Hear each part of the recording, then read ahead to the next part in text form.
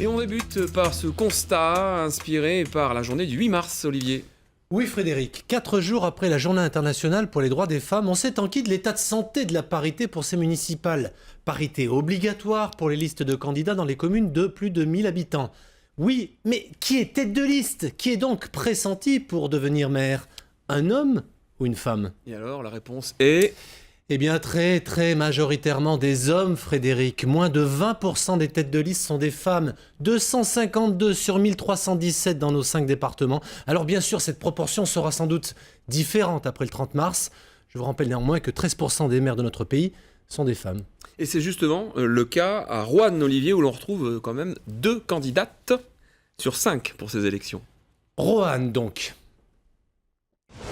La mairie est tenue par la socialiste Laure Desroches. Le Front National lui a choisi une jeune commerçante du centre-ville pour mener sa liste. Mais ne nous y trompons pas, c'est bien le duel entre la maire sortante et l'ancien maire, le député UMP Yves Nicolin, qui retient toute l'attention. L'un des enjeux, la redynamisation du centre-ville et plus encore, l'emploi. Reportage Claire Exbraillard, François Couder. C'était tordu ou juste un peu décellé? Les finitions doivent être parfaites. Laure Desroches ne veut plus laisser de place à la critique. Le centre-ville rénové, c'est le projet de son mandat. Plus que de l'urbanisme, l'élu socialiste qui brigue un second mandat espère avec redynamiser Roanne.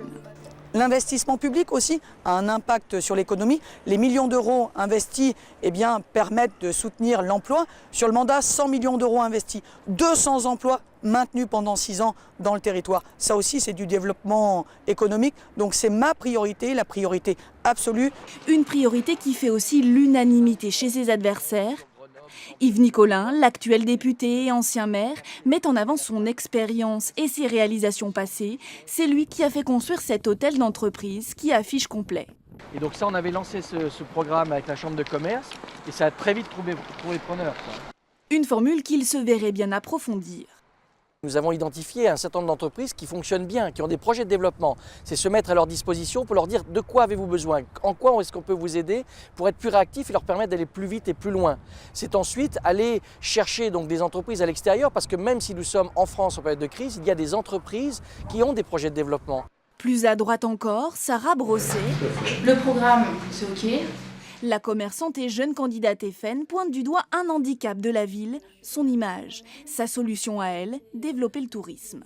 Ça va permettre de développer le secteur hôtelier, de faire travailler nos commerçants, mais surtout de faire connaître notre ville. Donc, bien entendu, si notre ville est plus connue, ça permettra de faire venir des entrepreneurs chez nous. Des promesses qui se heurtent à une réalité. Malgré une légère baisse du chômage depuis quelques mois, la pauvreté reste très présente dans la ville, surtout dans les quartiers nord et sud. Le futur maire de Roanne devra réussir un difficile exercice d'équilibriste entre réduction de la précarité et développement économique. 2 autres listes sont présentes au municipal à Roanne, l'une d'union entre le Front de gauche et Europe Écologie Les Verts, conduite par Gérard Philippon, l'autre étiquetée d'hiver droite, menée par Norbert Schetaille. Roanne aujourd'hui et Roanne hier, l'histoire de la ville a été marquée par une personnalité politique, Jean Auroux, maire PS pendant 24 ans. En 83, il est ministre du Travail et brigue un second mandat. Face à lui, un chirurgien encarté au RPR et déjà, la question de l'emploi est au cœur de la campagne.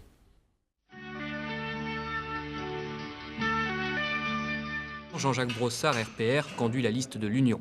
Candidat malheureux aux cantonales et aux législatives, il a choisi de placer sa campagne sous le signe du redémarrage rouennais. Je le maintiens, le ministre du Travail n'a pas créé un seul emploi en 6 ans.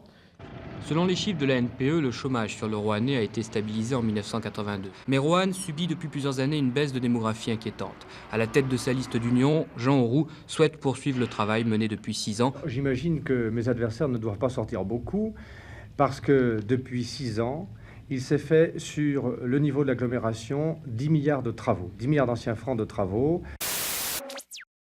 Allez, maintenant, le deuxième volet de notre série de la semaine, la décision politique dans notre quotidien. Hier, c'était la gestion de l'eau potable. Aujourd'hui, un lieu où, en principe, nous sommes tous passés.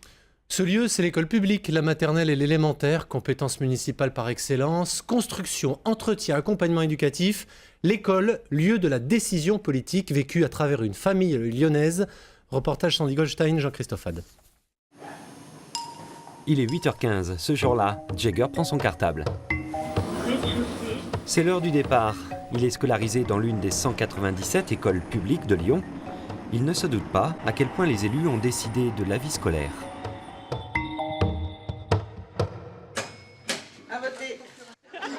Son école a été inaugurée il y a 2 ans. Jagger, comme 35 000 élèves à Lyon, bénéficie d'un équipement public financé par la commune. Les professeurs sont payés par l'éducation nationale, mais un quart du personnel de la ville de Lyon travaille aux affaires scolaires. Un budget de 138 millions d'euros par an, géré par les élus. À Lyon, 73 élus composent le conseil municipal. Ils siègent ici, à l'hôtel de ville, et comme dans toutes les communes de France, ils votent des délibérations qui concernent notre quotidien. Urbanisme, sport, culture et toutes les affaires scolaires. Alexandre Piton, directeur général adjoint des services de la ville de Lyon, et je suis en charge de l'éducation, de la petite enfance, des affaires sociales et de la politique de la ville. La municipalité, la ville de Lyon, a une compétence en matière d'école maternelle et d'école élémentaire, et elle se doit de construire les écoles, d'en assurer l'entretien et de mettre à disposition un certain nombre de personnels permettant l'accompagnement éducatif et puis la logistique et l'intendance et la maintenance des bâtiments. Donc les élus, par exemple, vont définir quel est le taux d'encadrement qu'on pourra proposer aux écoles, par exemple, en termes de nombre d'agents, donc les ATSEM, en termes de tarification pour, par exemple, la restauration scolaire, et puis essentiellement aussi quelle construction de bâtiments on va faire. Pendant que Jagger est à l'école, sa mère Nathalie s'en va travailler en utilisant les transports en commun. Demain, on verra que dans ce domaine aussi, des élus ont pris des décisions qui influencent notre quotidien. Et on passe à notre petit lexique électoral avec un mot que nous, journalistes, nous utilisons beaucoup dans cette période. C'est le mot scrutin, pas toujours facile à prononcer après une soirée électorale chargée quand les maxillaires sont fatigués. Scrutons donc ensemble son sens et ses applications. Scrutin, c'est vrai que le mot est moche, mais c'est quand même sur lui que se fonde la démocratie. Tous les élus sont des enfants de scrutin. Le scrutin est majoritaire ou proportionnel, ou les deux, et c'est là que ça se complique.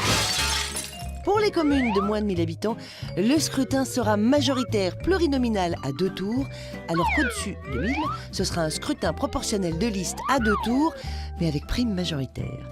Le scrutin majoritaire, c'est le plus ancien, la simplicité biblique appliquée aux urnes. Celui qui a le plus de voix décroche le pompon, la timbale ou le mandat. Pas fou, les Anglais l'ont adopté dès le 18e dans sa version moulin à poivre, c'est-à-dire à 1 tour. Pour le scrutin proportionnel de liste à 2 tours, il faut des listes complètes, autant de femmes que d'hommes, la majorité absolue au premier tour pour être élu et 10% des voix pour refaire un tour. Ce qui est quand même miraculeux, c'est qu'avec un système aussi compliqué, on va malgré tout parvenir à élire des équipes municipales partout. C'est merveilleux. Les municipales, c'est tout pour ce soir. Nous sommes à 12 jours du premier tour. À demain. À demain, Olivier. Merci beaucoup.